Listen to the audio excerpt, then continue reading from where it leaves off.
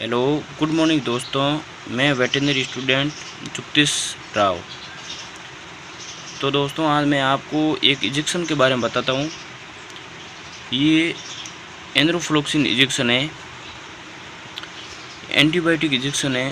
तो पहले मेरे चैनल को सब्सक्राइब करें, फिर बेल आइकन घंटी को दबाना ना भूलें।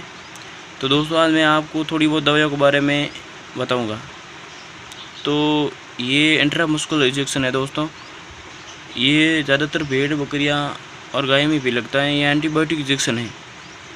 ये मांस में लगता है। ज़्यादातर इसका लक्षण है नाक में पानी आना और खांसी, बुखार। कई तरीके के रोगों में ये एंथ्रोफ्लॉक्सिन इंजेक्शन लगता है। तो ये 100 ml का इंजेक्शन है और